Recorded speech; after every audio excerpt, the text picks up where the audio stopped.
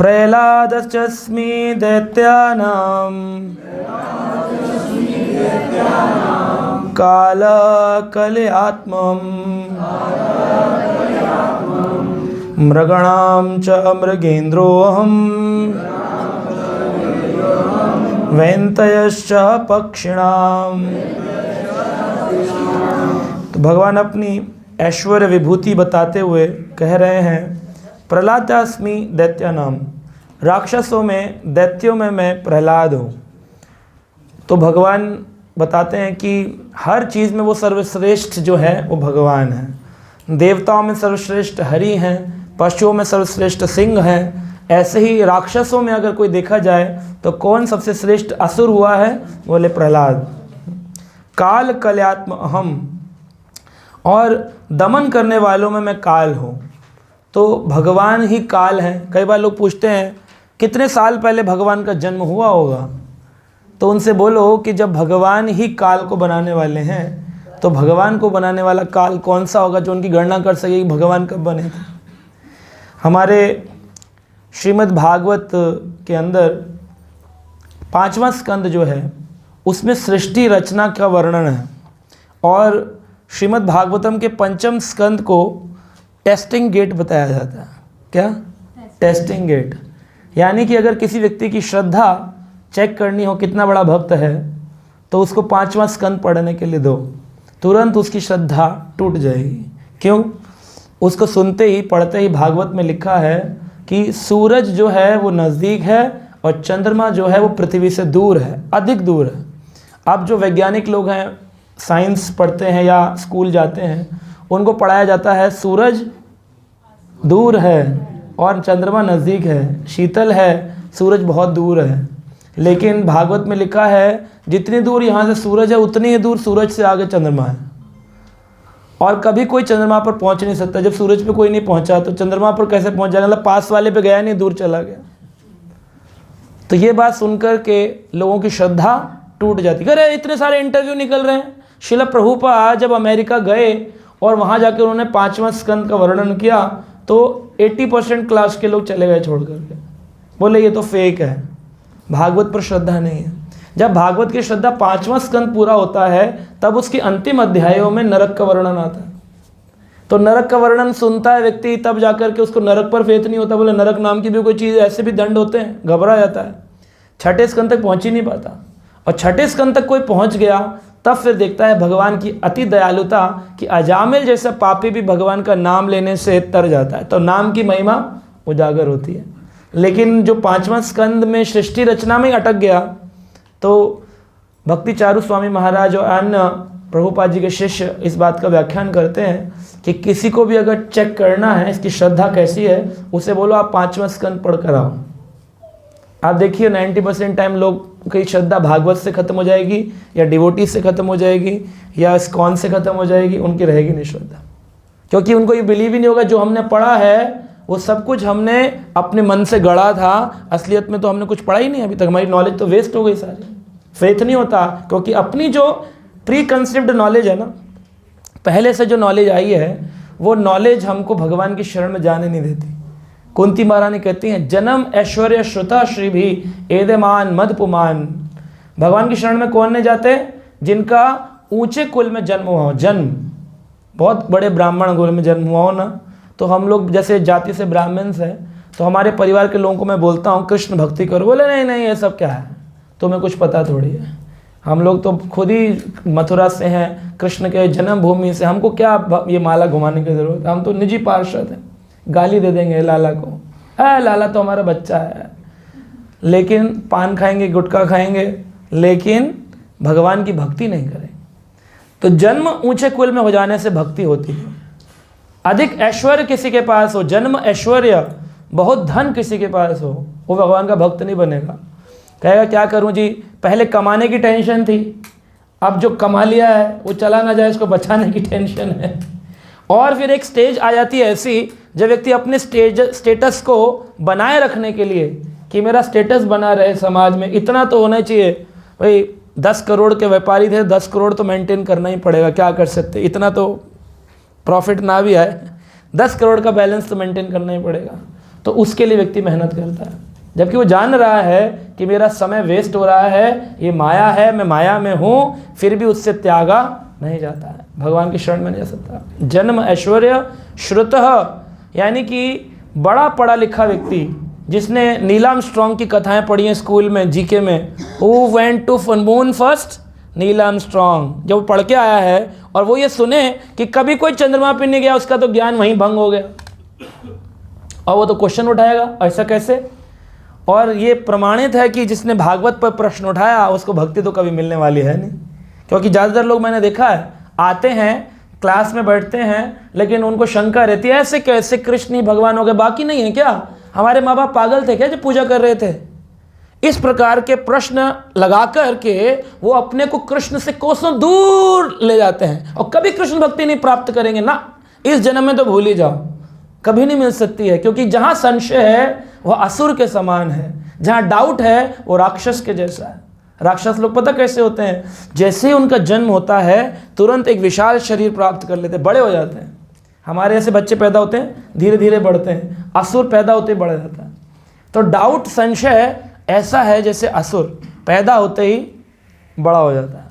तो अगर वो पैदा हो तो क्या करना चाहिए, आश्रय कक्षा में आना चाहिए और आकर के उस संशय को दूर करना चाहिए। प्रभु जी हमने ऐसा पढ़ा है, क्या गलत है या सही है, और फिर उस उत्तर पर पूर्ण विश्वास होना चाहिए कि ये जो बोल रहे हैं शास्त्र से बोल रहे हैं। अब वो फेथ नहीं है तो चैलेंजिंग मोड में पूछ लिया, अच्छा बताइए फिर हनुमान जी का भजन करना गलत है क्या, है जी गलत है क्या।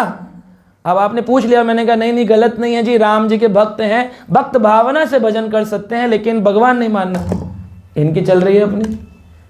ऐसे पूछने वाले को कभी उत्तर नहीं, यहाँ नहीं कहीं भी उत्तर नहीं मिलेगा। वो जीवन में विचलित था, विचलित है और विचलित ही मर जाएगा, वो कभी संतुष्ट नहीं होगा, क्योंकि उसको शास्त्रिक प्रमाण पर ही उसका विश्वास नहीं। इसलिए भगवान का भजन प्राप्त कर लेना, छठा स्कंद अजामिल का प्रसंग सुन लेना, उससे पहले 5वां स्कंद पार करना पड़ता है। भगवान का नाम तो ये जो आता है कि काल कल्यात्म अहम, काल का दमन करने वाला मैं हूँ। और लोग बोलते हैं कि भगवान तो मर गए थे ना, जब पाँव में तीर लगा था उनके, बलका तीर्थ में हम घूम के आए ना द्वारका में प्रभु जी, वहाँ पर एक जगह है, वहाँ पर शमशान है, लिखा है कृष्ण शमशान भूमि। क्या वो गलत है, धाम में गलत लिखा हुआ है? हाँ जी गलत लिखा हुआ है।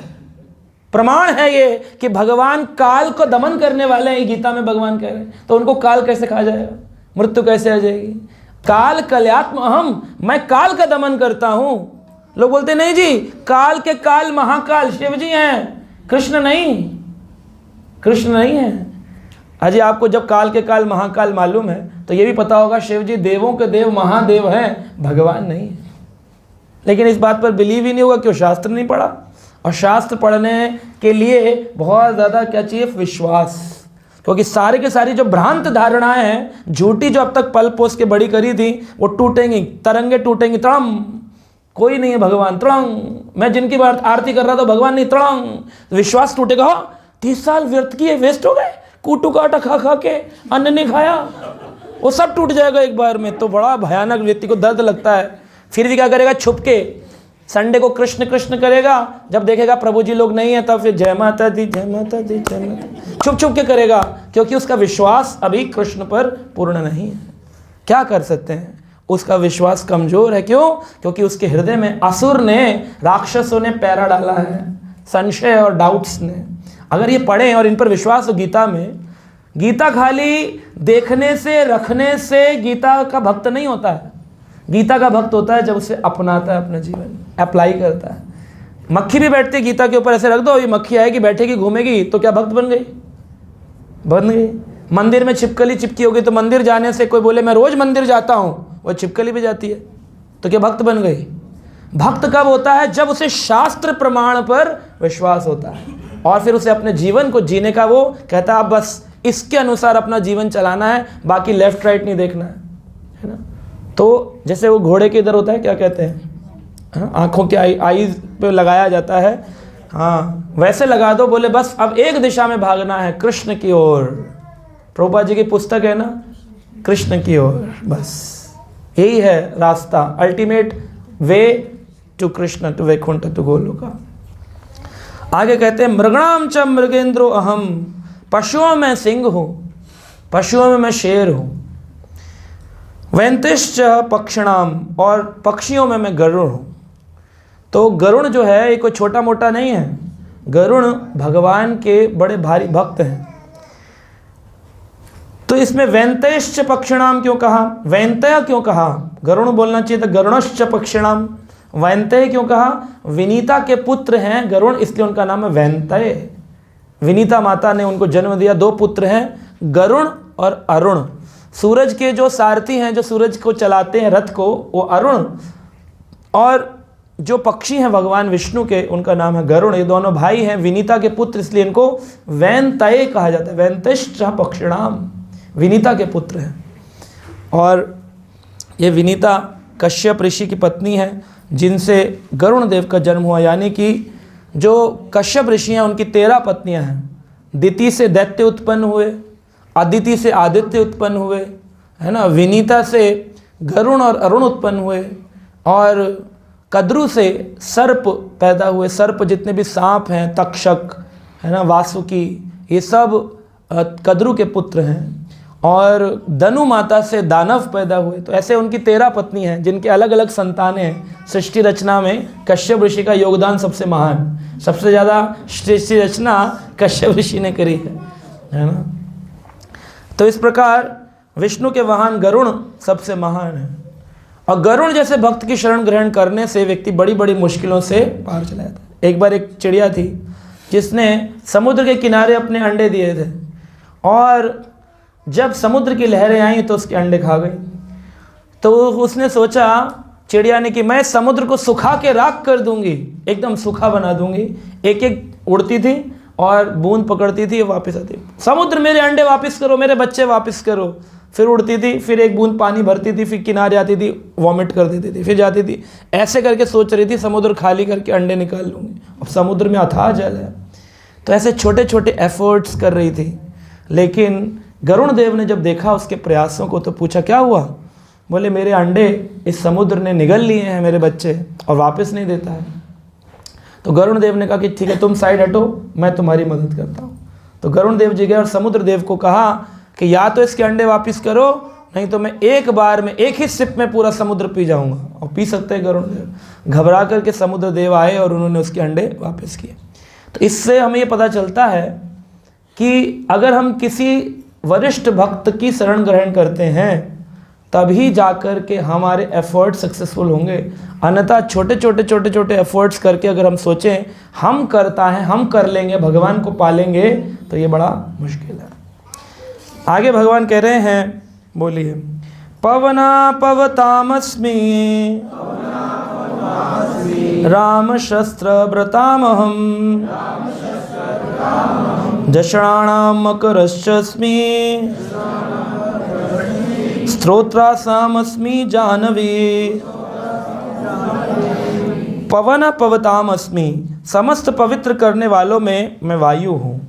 शस्त्रधारियों में राम हूँ, जितने भी क्षत्रिय हुए हैं उनमें मैं रामचंद्र हूँ। मछलियों में मैं मगर हूँ, क्योंकि सबसे शक्तिशाली मछली मगर होती है जो पानी में रहती है। और नदियों में मैं जाह्नवी गंगा हूँ। फिर आगे कह रहे हैं, सर्गाणाम आदि अंतश्च मध्यम च एवं अर्जुन अध्यात्म विद्या विद्यानाम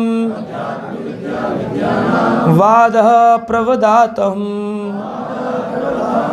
सर्गणाम आदि अंतश्च, हे अर्जुन, समस्त सृष्टियों का आदि मध्य और अंत। आदि अंत च मध्यश्च।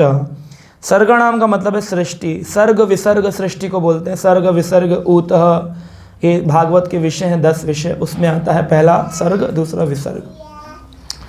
तो भगवान सृष्टि के आदि अंत और मध्य। अब बताओ, लोग बोलते हैं कृष्ण को किसने बनाया, है ना, शिव जी ने बनाया, इसने बनाया। तो भगवान झूठ बोल रहे हैं अर्जुन को। हे अर्जुन, सर्गणाम आदिर अंतश्च मध्यम च एव अहम अर्जुन। हे अर्जुन, मैं ही इसके अंत हूँ, मैं इसका आदि हूँ और मैं इसका मध्य हूँ।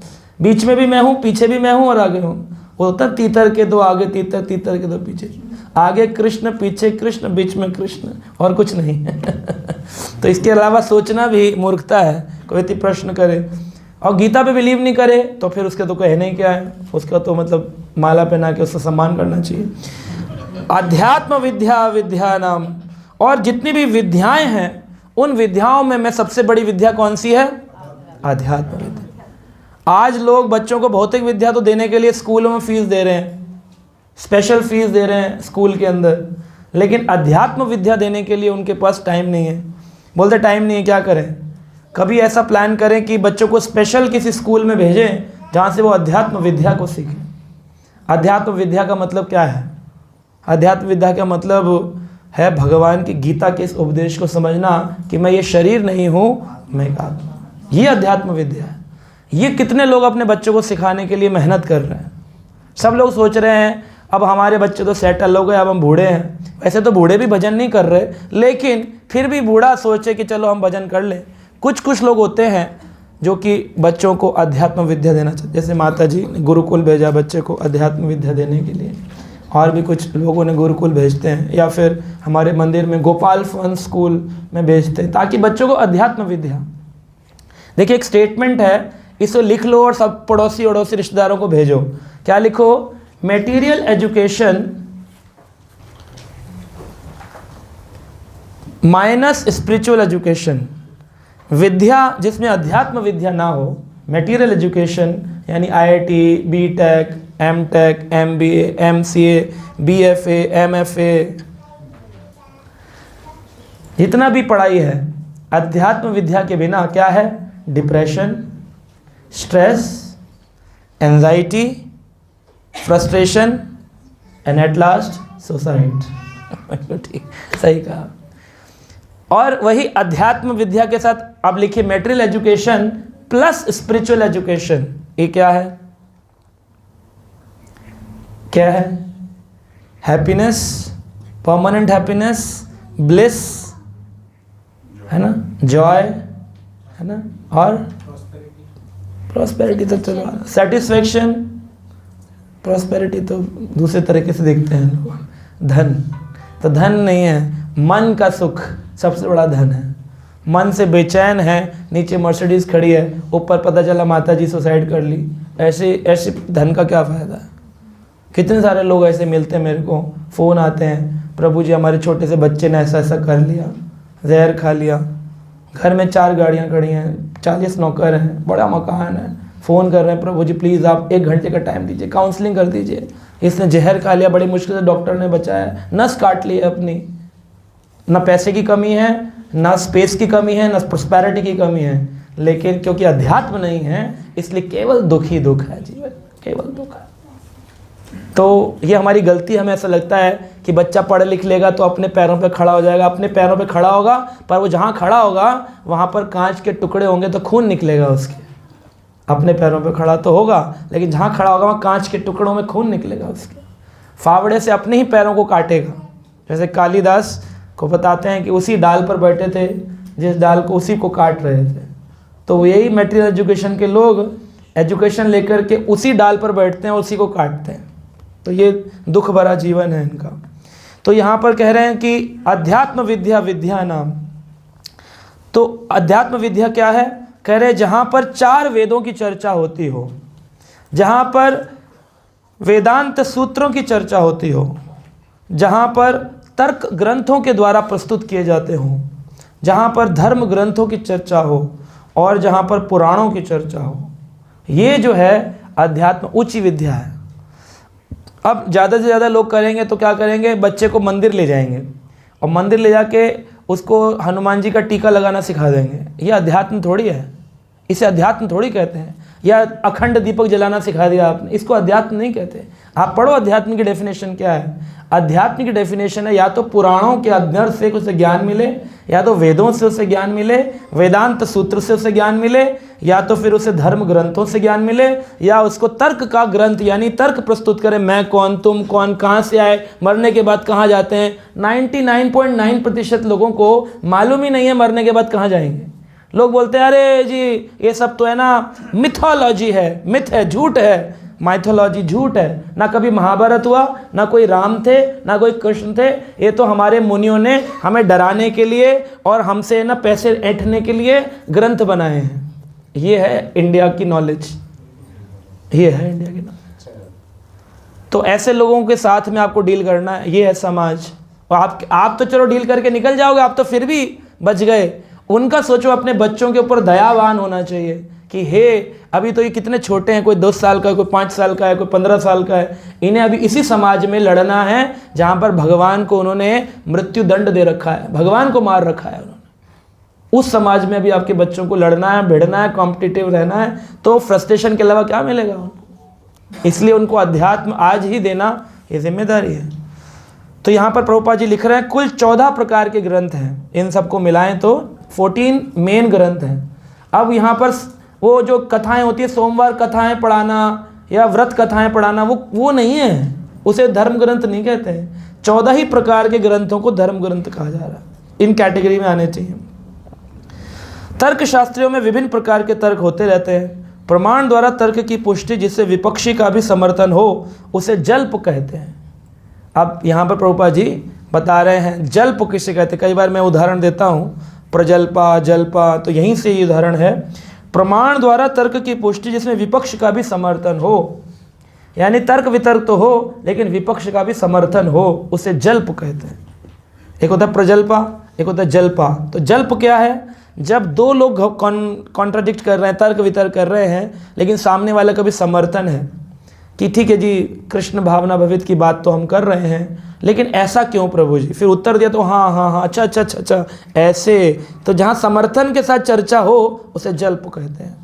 लेकिन प्रतिद्वंदी को हराने का प्रयास मात्र, यानी कि अगर तर्क इसलिए किया जाए कि सामने वाले को हराना है, तो क्या कहते हैं? वितंड कहते हैं उसे। तो पहले ज़माने में कई सारे ऐसे तर्कशास्त्री होते थे जो पूरा विश्व विजय करके आते थे, और फिर आकर के वो चैलेंजिंग मूड में ब्राह्मणों को या गांव-गांव में आकर के विद्वानों को चैलेंज करते थे कि आप हमसे तर्कशास्त्र का करिए, तर्कशास्त्र का। और फिर तर्क करते थे, ऐसे क्वेश्चन पुटअप करते थे, फिर बाद में वो व्यक्ति जो है ना हार जाता था तो उसको मृत्यु दंड देते थे कि तुम्हें पानी में कूदना, हाँ केशव कश्मीर के साथ हुआ, तुम्हें पानी में कूदना पड़ेगा। सामने के सामने कूदवाते थे, पानी में जाओ अपनी मृत्यु करो, तुमने हार गए, तुमने चैलेंज एक्सेप्ट क्यों किया था? तो इसे शास्त्रार्थ कहते थे। लेकिन असलियत में शास्त्रार्थ का मतलब है शास्त्रों का मर्म निकालना। दो लोग मिलकर बैठे और अपने अपने पॉइंट्स रखें, लेकिन उनका मकसद एक हो, कृष्ण को जानना। इसे शास्त्र अर्थ कहते, शास्त्रार्थ कहते। लेकिन ये जो तर्कशास्त्री थे, ये लोगों की मृत्यु करवा देते थे। ये हम जब सबको मरवा डालेंगे तो एक समय पर हम विश्व विजय हो जाएंगे। इस तरह ट्रैवल करते थे अलग अलग जगहों पर, और गांव में जाकर के बोलते थे। तो एक बार एक तर्कशास्त्री था, जैसे प्रभु जी ने बताया, वो मायापुर धाम पहुंचा और उसने चैलेंज किया कि है तुम्हारे गांव में कोई समझदार? तो गांव के लोग बोले हमारे यहाँ तो निमाई पंडित चैतन्य महाप्रभु बड़े ज्ञानी विद्वान हैं, उनको आगे कर देते। बोले ये तो छोटा बच्चा है, अगर ये हार गया तो हमारे गाँव की बेइज्जती होगी। तो जो ज्ञानी लोग थे उन्होंने कहा बेइज्जती कैसे होगी? ये हार गया तो हम कहेंगे बच्चे को ही तो हराया है, हमको थोड़ी हराया है। और अगर जीत गया तो हम कहेंगे जब हमारा बच्चा ही जीत गया तो हमारी तो छोड़ ही दो। ये दिमाग लगा के चैतन्य महाप्रभु को आगे कर दिया। और केशव कश्मीरी नाम का कश्मीरी ब्राह्मण, और वो बड़ा सारा उसने 100 श्लोक गंगा जी की आरती पर गाए, 100 श्लोकास, एक के बाद एक श्लोक वहीं बना रहा था। ये नहीं कोई याद करके आया था आरती, वहीं बना रहा था, एक श्लोक फिर 2 श्लोक, और कॉन्टिन्यूसली 100 श्लोक उसने सुना दी। और श्री चैतन्य महाप्रभु के सामने जब प्रकट किए, चैतन्य महाप्रभु सुनते रहे। फिर महाप्रभु ने से पूछा कैसा लगा?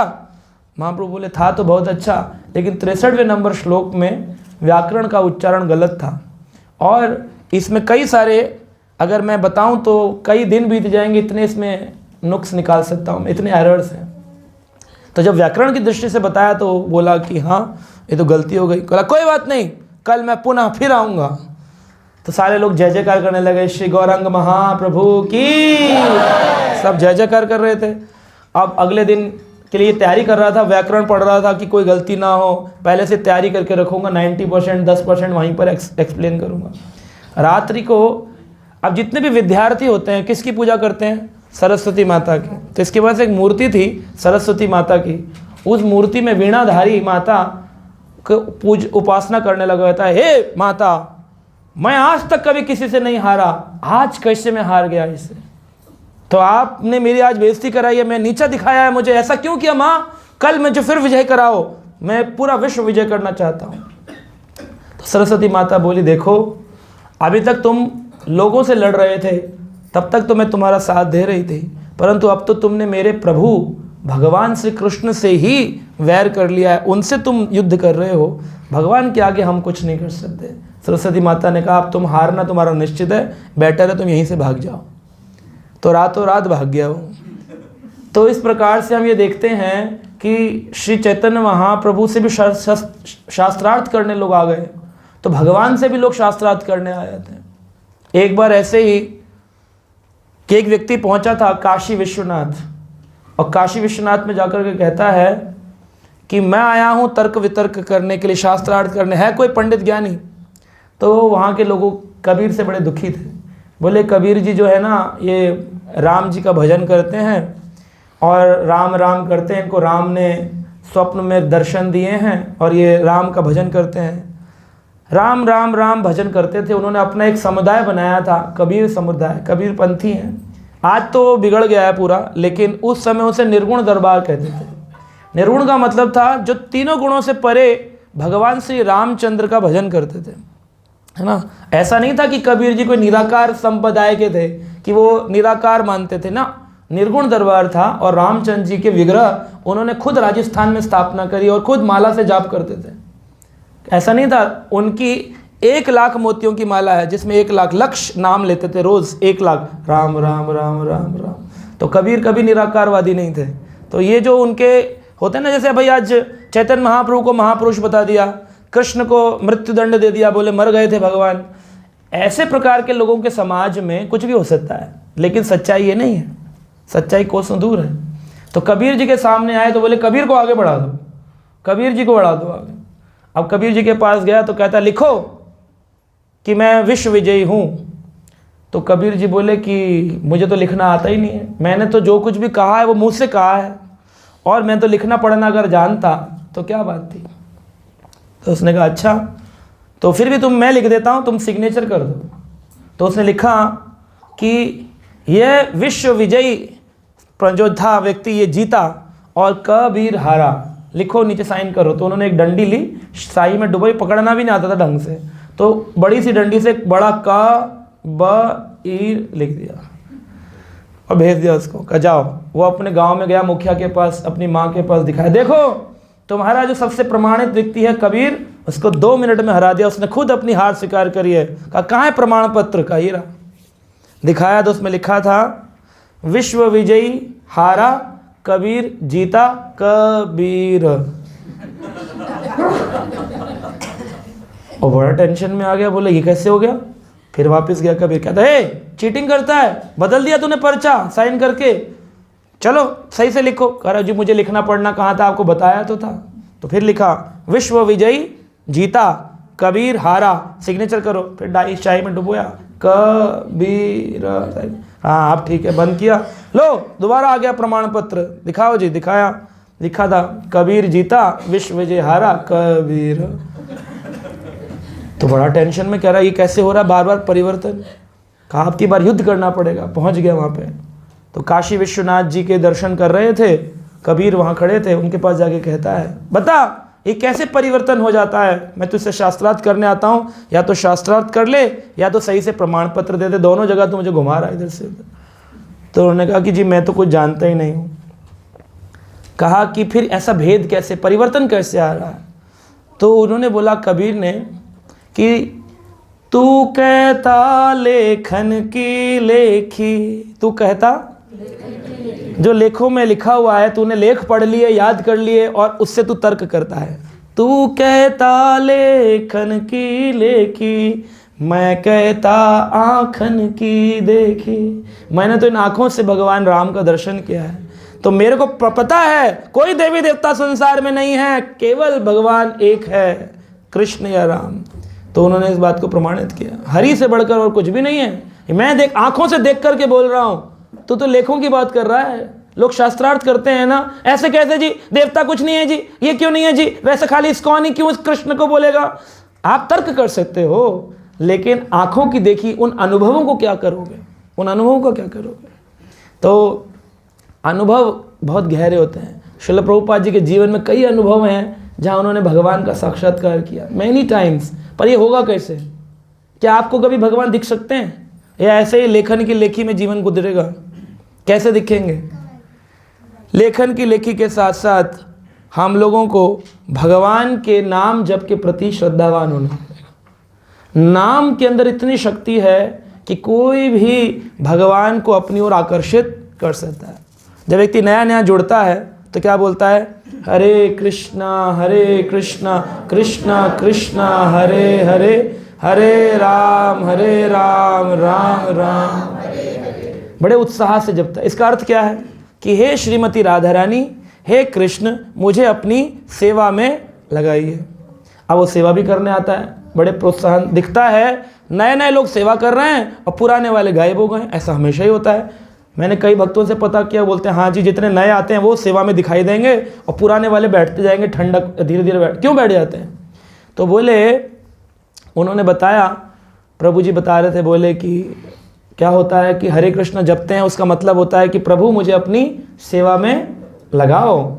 लेकिन जब वो सेवा करने जाते हैं तो ऑब्वियसली बात है भगवान परीक्षा लेंगे। तो भगवान परीक्षा लेते हैं तो कई बार लोग उनके साथ दुर्व्यवहार करेंगे, उनके साथ बड़ा बुरा बर्ताव करेंगे। तुरंत उनकी सुंदर सुंदर शब्द निकलने लग जाते हैं भक्तों के प्रति, ऐ तू ऐसा, ऐ तू ऐसा, ऐ तू ऐसा, है ना। भूल जाते हैं वैष्णवा डीलिंग, है ना, वैष्णव, मैं तलवार की धार पर चल रहा हूँ, कट जाऊंगा, ये भूल जाते हैं। और फिर वो अपने आप को मालिक समझने लगते हैं, सेवा का लीडर समझने लगते हैं, और फिर इस प्रकार उनसे कई गलतियाँ होती हैं, जिसके कारण क्या कहते हैं, भगवान का नाम जब तो करते हैं हरे कृष्ण, लेकिन मन में क्या भाव होता है? प्रभु नए भक्त को सेवा में लगाइए, हरे कृष्ण, नए भक्त को सेवा में लगाइए, मुझे थोड़े दिन का विश्राम दे दीजिए, हरे कृष्ण, मुझे सेवा से दूर रखिए, हरे कृष्ण। मैसेज जाएगा, Hare Krishna we need volunteer for service, reply नहीं करेंगे। नए भक्त कहेंगे कहना है मैं आए, कहना है मैं आए। पुराने वाले वेट करेंगे, प्रभु जी पर्सनल फ़ोन करेंगे तो ही जाऊंगा, कदम ना हिले जब तक फ़ोन ना आए। प्रभु शक्ति दो, प्रभु शक्ति दो, उंगलियां ना चल जाए मेरी। ऐसा आपके साथ नहीं है, केवल इसके साथ, इस ग्रुप के पूरे विश्व में यह स्थिति है। क्यों? अपराध से भजन नष्ट हो जाता है। अपराध इतने होते हैं कि उसका उत्साह भंग हो जाता है। आदमी कहे क्यों नहीं दिखते, पुराने वाले नहीं दिख रहे, ना दिखने का कारण है हाइबरनेशन पीरियड में चले जाते हैं डिवोटी, और वो हाइबरनेशन में रह कर के अपने आप को पोषित करते हैं, नरिशमेंट यूट्यूब से सुनते रहेंगे, धीरे धीरे एकलव्य बन जाते हैं। बोले गुरु तो वही हैं लेकिन अभी हम दूरी बना के रखे हुए हैं, तो एकलव्य बन जाते हैं डिवोटीज। तो ये गलती उनकी नहीं है, ये उनके नाम जप के प्रति जो उत्साह था उसमें जो अपराध हो गए उसके कारण ऐसा होता है। श्रील प्रभुपाद जब एम्स्टर्डम मंदिर में थे, एम्स्टर्डम, तो वहाँ की ओपनिंग हो रही थी। तो ओपनिंग के दौरान क्या हुआ कि प्रभुपाद जी ने देखा कि यहाँ दीक्षा भी होनी है और मंदिर की ओपनिंग भी होनी है, तो यज्ञ कुंड में कई सारे फल फ्रूटों की आवश्यकता थी। तो फल रखे थे, तो सारे फल कटे हुए रखे थे। तो थोड़ी देर बाद जब प्रभुपाद जी पहले क्रोधित थे कि क्या ये फल कटे हुए हैं, अंदर चले गए, लौट कर आए तो फिर देखा, कहा यहाँ पर फ्रूट सही से नहीं रखे हुए हैं, तो समझे कि हटाने हैं, तो हटा लिए। प्रभुपाद जी वापिस आए यज्ञ करने, तो पूछा फ्रूट कहाँ है? प्रभुपाद जी को वो भक्त बोला, प्रभुपाद फ्रूट सैलेड में सैलेड में चले गए। प्रभुपाद जी बोले मैं यज्ञ कराने आया हूँ, यहाँ एक भी यज्ञ में फ्रूट नहीं है। तो जैसे ही बैठे यज्ञ करने, अभी स्वाहा करना शुरू ही किया था, आवाज़ आ रही है ठक ठक खट खट खट खट टक टक, युद्ध हो रहा है, कुछ जैसे कोई ठोक रहा है, पीट रहा है। प्रभुपाद बोले क्या हो गया? तो जाकर देखा तो भक्तों ने जो ऑल्टर बनाया था वो छोटा था और नीचे जो जगन्नाथ जी थे वो बड़े थे, तो ज़बरदस्ती घुसा रहे थे, टकरा रहे थे, धाड़। इनको पता नहीं है भगवान है, वो तो बस सेट करने की कोशिश कर रहे थे। स्वामी जी वो कभी सिर घुसाते थे, नीचे से ठोकते थे ठक ठक ठक ठक, तो नीचे रगड़ते थे, जगन्नाथ जी अंदर नहीं जा रहे थे। प्रभुपाद जी ने जाकर देखा, भगवान हाँ जगन्नाथ के साथ ऐसा व्यवहार। ऊपर का ऑल्टर हटाओ, तो ऊपर जो छत्तर लगाया था उसको खोला गया बोल्ट से, ऊपर का हटाया गया और फिर जगन्नाथ जी सेट हो गए उसके अंदर, बलदेव सुभद्रा सुदर्शन। तो जो कुछ भक्त थे वो ऑल्टर का ऊपर का पार्ट लेकर के बाहर आए। जब बाहर आ रहे थे तो जो मीडिया वाले आए थे उनको तो कुछ खबर चाहिए होती है, तो उनको लगा ये फंक्शन शुरू होने का पहला पार्ट है, तो उन्होंने कहा दीक्षा समारोह प्रारंभ हो गया। टूटा हुआ ऑल्टर पार जा। तो भक्तों से ऐसे कई सारे अपराध हो जाते हैं। और फिर एक था जो कि आया करता था सेंटर पे, हिप्पी था, तो उसने देखा कि स्वामी जी बड़े क्रोध में हैं, तो प्रभुपाद जी को कभी इतने क्रोध में किसी ने नहीं देखा, गुस्सा कर रहे हैं। तो उसने क्या किया, पीछे से एक छोटी सी माला थी वो लाया अपनी, और ला करके स्वामी जी को कहा, स्वामी जी आपने बताया था जब भी क्रोध आए chant Hare Krishna and be happy. तो प्रभुपाद जी ने क्या किया, देखिए विनम्रता प्रभुपाद ने कहा यस यू आर करेक्ट, हरे कृष्णा कृष्णा कृष्णा हरे हरे, हरे राम राम राम हरे हरे। से हुआ। फिर प्रभुपाद जी को भूख लगी थी, सो प्रभुपाद जी बोले कि राजभोग दोपहर में 12 बजे भगवान का जो सबसे बड़ा भोग है वो मिलना चाहिए मुझे, राजभोग की प्लेट मंगाई जाए। तो श्रील प्रभुपाद जी के लिए राजभोग आना था।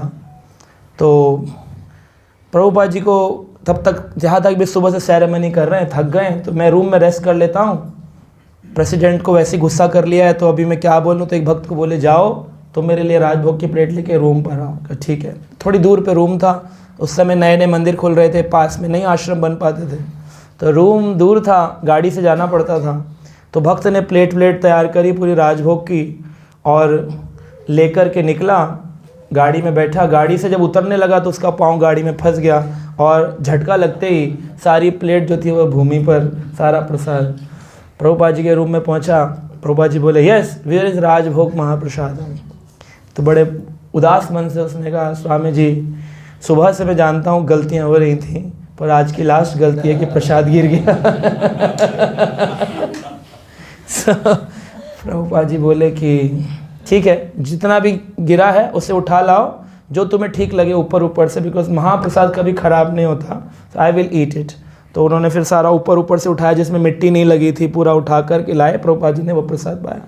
तब वो डिवोटी ने पूछा, तब तक प्रेसिडेंट भी आ गए और बड़ा गुस्से में थे उस भक्त के ऊपर कि तुमने फिर एक गलती कर दी, तुमने ऐसा हो गया। तो उन्होंने पूछा स्वामी जी से कि स्वामी महाराज प्रभुपाद हमें क्षमा करिए, हमने इतनी सारी गलतियां करी और लास्ट गलती आपको प्रसाद भी ढंग से नहीं दिया, हमसे बहुत सही। लेकिन एक बात समझनी है, आप तो इतने बड़े सन्यासी हैं, फिर आज आप क्रोधित कैसे हो गए? आपको क्रोध, आप तो कहते हैं हर सिचुएशन में सम रहना चाहिए, तो आज आप क्रोधित कैसे हो गए? तो प्रभुपाद जी ने कहा कि मेरी भक्ति सागर के जैसी है ना, और उस सागर में कितनी भी नदियाँ आएँ कोई फ़र्क नहीं पड़ता, लेकिन कभी कभी जब नदी का गंदा समुद्र के अंदर आता है तो बुलबुलों के माध्यम से उस समुद्र उठा के उसे बाहर फेंक देता है। तो इस प्रकार श्रील प्रभुपाद जी ने कहा कि कभी कभी बुलबुले, क्रोध के बुलबुले प्रशिक्षित करने के लिए ज़रूरी होते हैं, टू टीच। क्योंकि भक्त को अगर लगे कि गुरु जी तो गारंटेड ले लो, कभी भी कुछ भी बोलो कोई फ़र्क नहीं है, प्रभु जी को कुछ भी कह दो, हंसी मजाक कर लो, क्या फ़र्क पड़ता है इनके साथ। लेकिन इस तरह जब फॉर एवर ग्रांटेड लेकर के भक्त लोग अपने जीवन को ढीला ढाला चला रहे होते हैं, तो भक्त तो कुछ नहीं कहता है, लेकिन कभी कभी वो क्रोध करता है, और वो क्रोध जेन्युइन क्रोध है, और उस क्रोध से प्रशिक्षण दिया जाता है, टीचिंग दी जाती है। तो इस क्रोध को जो सहन कर लेते हैं वो भक्ति मार्ग में प्रगति करते हैं, और जो उस क्रोध को सहन नहीं करते हैं, बराबरी का दावा करते हैं, आपने हमसे क्या हम आपसे करेंगे, तो वो लोग फिर भक्ति में कभी आगे नहीं बढ़ पाते हैं। तो इस प्रकार से उसे वितंड कहते हैं, जब किसी की वितर्क किया जाए इतना कि हराना के विश्वास प्रयास किया जाए और वास्तविक निर्णय पर कोई पहुँचे तो उसे वाद कहते हैं। जो दो चर्चाएं हों उसमें निर्णय निकल जाए, कंक्लूजन, तो वो वाद है। लेकिन वो कंक्लूजन अगर दोनों का समान हो तो संवाद है, लेकिन कंक्लूजन दोनों की लड़ाई झगड़े पर निकले तो विवाद है। उसी में अगर माया प्रच्छन्न रूप से छुपी हो, यानी कि all the demigods are equal, it is called as Mayavada. अगर उसमें अध्यात्म की बात हो, अध्यात्म यानी आत्मा की बात हो, तो वो अध्यात्मवाद। अगर उसमें ब्रह्म की बात हो तो ब्रह्मवाद। तो इस तरह से वाद जो है, किसी भी आध्यात्मिक यानी गॉड रिलेटेड डिस्कशन को वाद कहते हैं, जिसमें कंक्लूजन, निर्णय निकाला जा सके। यह निर्णयात्मक सत्य कृष्ण का स्वरूप है, और ये जो है ये कृष्ण कंक्लूजन कृष्ण का स्वरूप है। ये कहा वाद प्रवदातहम। आगे पढ़ेंगे। अक्षराणाम ओंकारोस्मि द्वंद्वो समासिकस्य च अहम एव अक्षय कालो धाता अहम विश्वत्मुखः। अक्षराणाम ओमकारोस्मि। अक्षरों में मैं ओमकार हूँ, अक्षरों में मैं आकार हूँ, और समासों में मैं द्वंद्व समास हूँ, शाश्वत काल में भी और सृष्टाओं में मैं ब्रह्मा हूँ। तो अक्षरों में मैं आकार हूँ। अक्षरों का जो एक आकार होता है, एक हाँ जो भी है, ये भगवान है। अक्षर का आकार भगवान है। तो जब भगवान अक्षरों का आकार हैं तो खुद निराकार कैसे हो जाएंगे? तो किसी व्यक्ति को बोल सकते हैं अक्षराणाम आकार अस्मि। अरे जिन अक्षरों को तुम लिख कर के इन वेदों की रचना कर रहे हो, उस अक्षर का आकार भी भगवान है। और ओमकार इन अक्षरों का सबसे उत्तम अक्षर बोला जाता है, आगे आएगा वो भी। और उन अक्षरों में तुम ओमकार जो है वो भी भगवान है। AUM ओम बनता है अंग्रेजी में, AUM या फिर अ उ मा। तो AUM के अंदर ब्रह्मा, विष्णु और महेश, AUM ओम में 3 देवता, और उन तीनों को संरक्षण प्रदान करने वाले कौन है? कृष्ण। इसलिए कृष्ण का प्रतिनिधि है ओम। लेकिन कई लोग बोलते हैं फिर हम ओम जप लेंगे, उसमें क्या प्रॉब्लम है? प्रतिनिधि को जप रहे हो, लेकिन जो जिसका प्रतिनिधि उसको नहीं जप रहे हो। भगवान ने जो कहा हमें वो पालन करना है। भगवान ने कहा कि तुम्हें मेरा नाम जपना है ना? अगर चैतन्य महाप्रभु स्वयं भगवान अगर ओम जप रहे होते तो हम भी ओम जप लेते, लेकिन चैतन्य महाप्रभु अपना भी नाम सुनना नहीं चाहते थे। कई बार लोग कहते हैं हम गौरांग गौरांग माला जपें, चैतन्य चैतन्य जप लें, नित्यानंद नित्यानंद जप लें, क्योंकि भगवान तो अति महादयालु हैं। तो जब महादयालु अवतार आ चुके हैं फिर हम हरे कृष्ण क्यों कहें? तो गौरंग महाप्रभु को जब कृष्ण कृष्ण के अलावा कोई बोलता था गौरंग गौरंग गौरंग, तो महाप्रभु कहते थे विष्णु विष्णु विष्णु, मेरा नाम मत लो, बोलो हरे कृष्णा कृष्णा कृष्णा हरे हरे, हरे राम राम राम हरे हरे। तो मुझे क्या करना है? भगवान का नाम वह लेना है जो भगवान का आदेश है। भगवान के आदेश के बिना नाम लेने का क्या फ़ायदा? वो नाम लेना है जो भगवान का आदेश है, अपनी इच्छा से नहीं। कई बार लोग कई जगहों पर जाते हैं, अपनी मर्जी से तीर्थ यात्राओं पे घूमने के लिए चले जाते हैं। तो कुछ लोग बता के जाते हैं और कुछ लोग बिना बताए चले जाते हैं। तो जब जाते हैं तो क्या उसमें गलती क्या होती है? उसमें असंप्रदायिक लोगों के साथ उनका संग हो जाता है और उनको नहीं पता चलता कि कब वो अपने इस मार्ग से भटक गए हैं।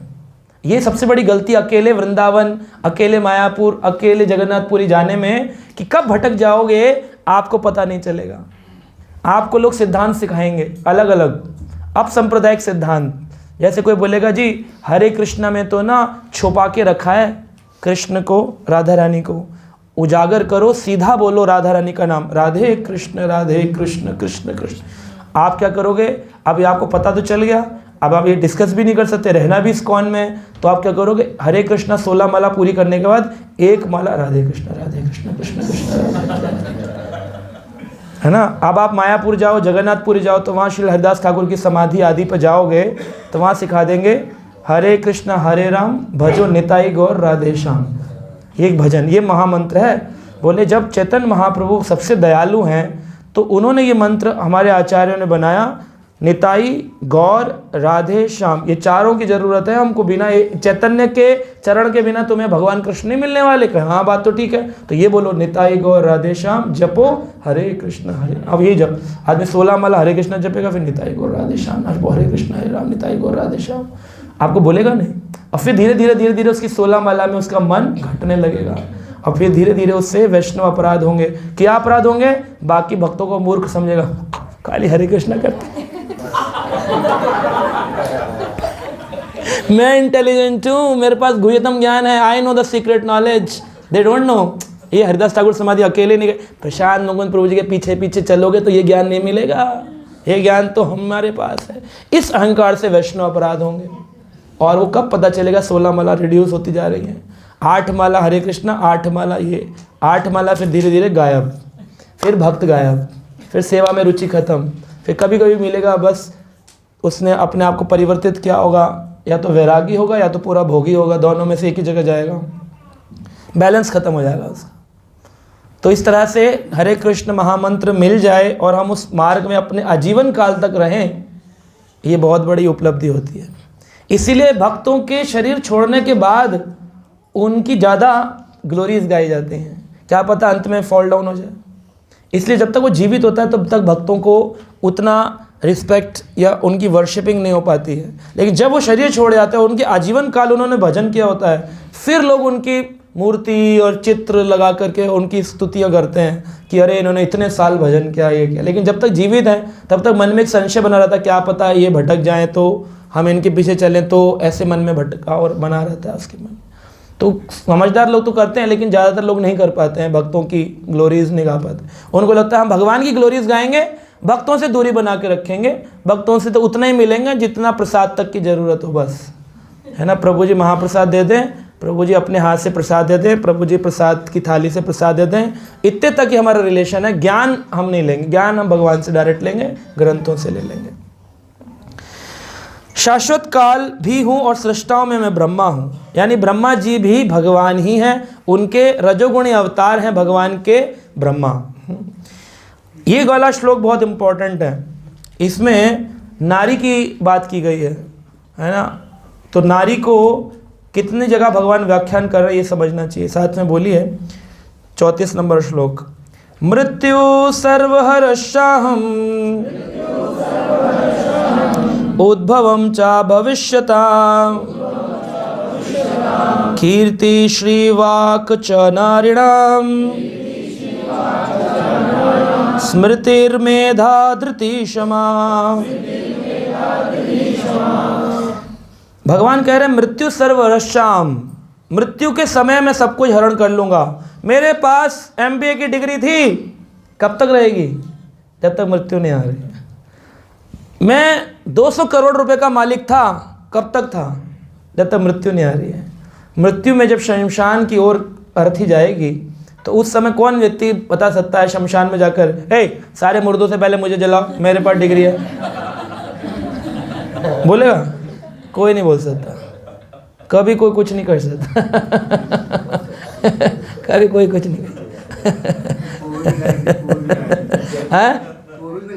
कोविड में लाइन लगी थी, सब पता चल गया, कितने बड़े बड़े डॉक्टर इंजीनियर सब लाइन में लेटे हुए थे। तो आप ये देखो, मृत्यु सर्वहर्षाम, ये बहुत इंपॉर्टेंट श्लोक है। तो मतलब गढ़वा के लिखवाना चाहिए घर के बाहर।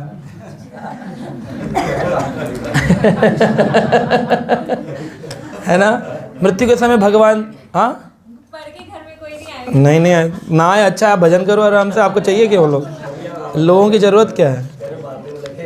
आप देखो इसमें एक फोटोग्राफ बनाया प्रभुपाद जी ने भगवत गीता में, ये वाला, ये देखा ये वाला फोटोग्राफ, देखो गीता में आ गया ये वाला फ़ोटो। इसमें ऊपर 3 देवियां हैं और ऊपर भगवान श्री कृष्ण हैं और नीचे यम के दूत हैं और व्यक्ति के पास, देखा आपने? निकला? इसमें क्या हो रहा है? एक व्यक्ति की डिग्री छीनी जा रही है। देखो उसके ना, जो उसने कॉन्वॉय में अपने कॉन्वोकेशन में सिर पे पगड़ी बांध, क्या पगड़ी नहीं, टोपी लगा करके उसने डिग्री ली थी, वो मृत्यु के दूत ने छीन ली उससे। कहा वो तूने भी काले कपड़े पहने थे, मैंने भी काले कपड़े पहने, है ना। उसे छीन रहे जबरदस्त। और नीचे एक व्यक्ति है, उससे उसका सारा ज्वेलरी वगैरह और उसकी जो मदिरा पान पात्र है वो सब छीन लिया जा रहा है। और यहाँ पर एक जगह उसकी सुंदर स्त्री उससे छीनी जा रही है, जिसके कारण वो इतने साल मेहनत करता रहा, भगवान को भूल करके भोगी बना रहा। इस दिवाली LCD लाना है, इस दिवाली वॉशिंग मशीन लानी है, बेचारा मेहनत करता रहा। बोले राम राम जपो, बोले वो बाद में जपेंगे लोग हमारे लिए, है ना।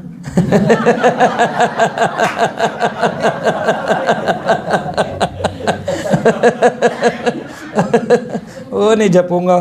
तो ऐसा व्यक्ति का सब कुछ छीन लिया जाता है अंत काल में ना। ये देखो यमदूत सब छीन के ले जाता है। तो ये भगवान कह रहे हैं मृत्यु सर्वहर्षाहम, मृत्यु का सर्वभक्षी हूँ मैं, ये मेरा भोजन है। भक्षी यानी खाना, सब खा जाता हूँ। तुमने जितनी भी अचीवमेंट्स किए हैं प्रधानमंत्री भी क्यों ना बने हो, कोई तुम्हारी वैल्यू खत्म, ज़ीरो। उद्भवम च भविष्यताम, और सृष्टि भी मैं जो है एक समय पर समाप्त कर देता हूँ। ये जिस सृष्टि जिसे तुम देख रहे हो सब समाप्त हो जाएगा। और भगवान कहते हैं कि स्त्री में जितने भी गुण तुम देखते हो, ये सारे के सारे गुण ये सब मेरे ही द्वारा दिए जाते हैं। कीर्ति यानी कि किसी व्यक्ति का गुणगान किया जाए, है ना, उसकी ग्लोरीज, अगर किसी का गुण फैल रहा है, कीर्ति कह रहे, अरे उनके कीर्तिमान कायम किया उन्होंने, उनकी कीर्ति तो सातों लोकों में फैली हुई है। कौन है वो कीर्ति? जिसकी चाहेंगे उसी की फैलाएंगे। और आप चाहे मेरी कीर्ति फैल जाए तो को फैलेगी नहीं, क्योंकि कीर्ति एक ऐसी स्त्री है जिसका आज तक कभी विवाह नहीं हुआ, वो हमेशा से ही कुमारी कन्या है।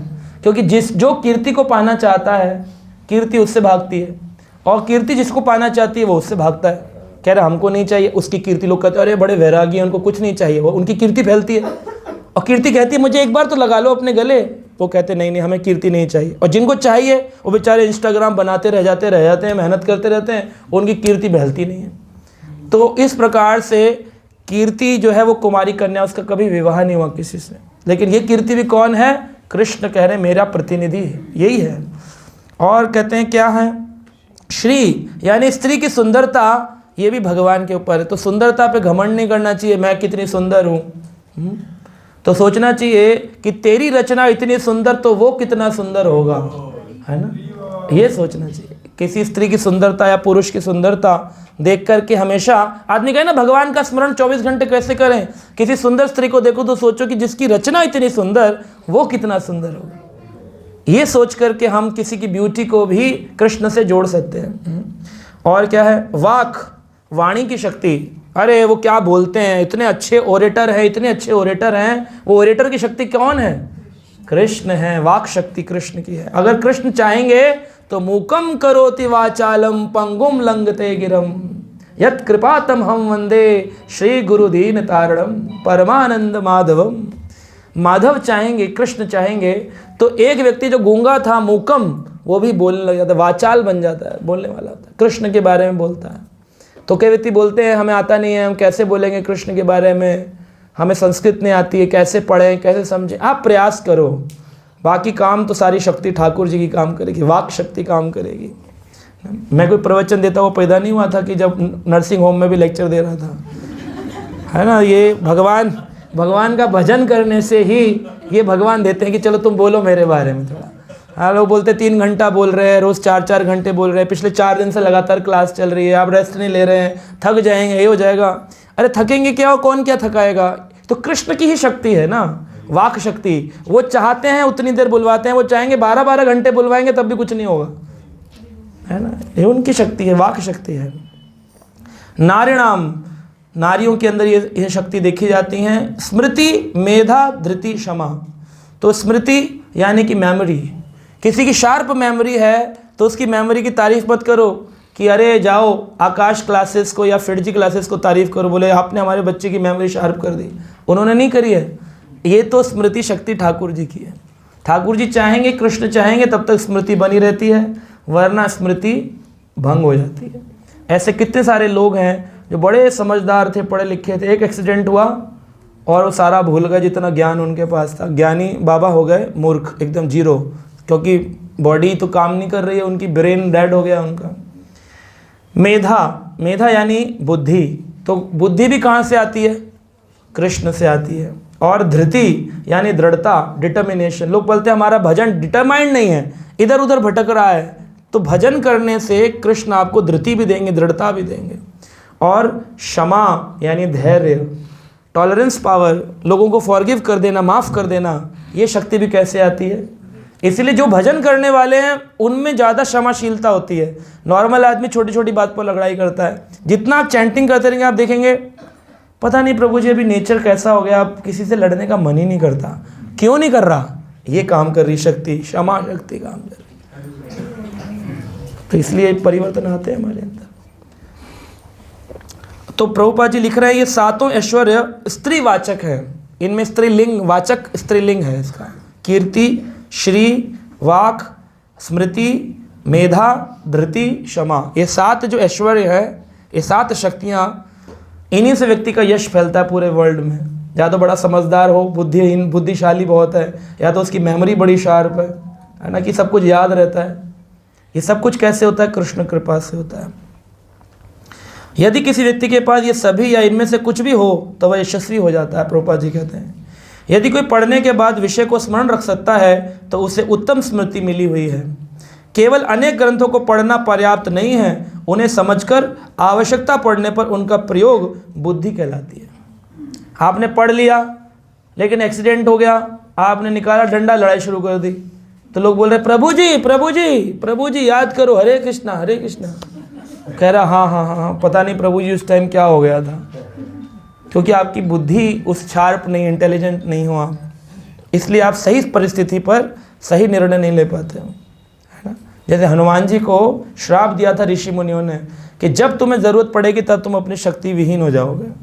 तो जब उनको जाना था रामेश्वरम से लंका की ओर, तो उनको याद ही नहीं आ रहा था कि मैं इतना शक्तिशाली हूँ कि मैं सूरज खा गया था बचपन में।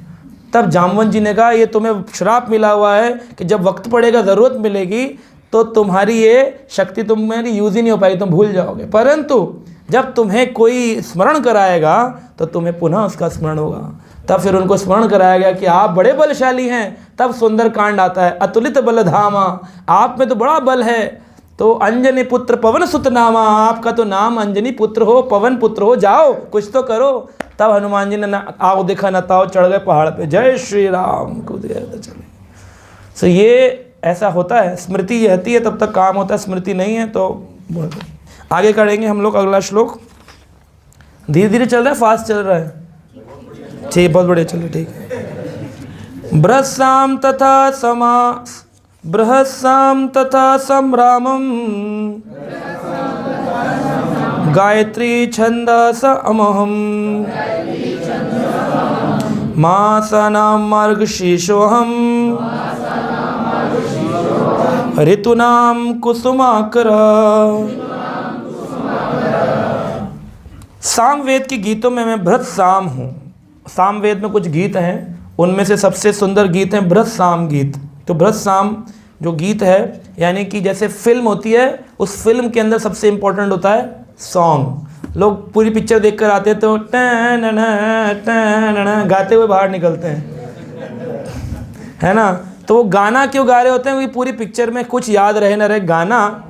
और इसीलिए जो फिल्म मेकर है इंडिया के, बॉलीवुड के, हॉलीवुड तो नहीं बॉलीवुड के, वो लोग क्या करते थे, पहले ज़्यादा पिक्चरें देखिए हिट चलती थी, आजकल पिक्चर आती चली जाती मालूम ही नहीं पड़ता।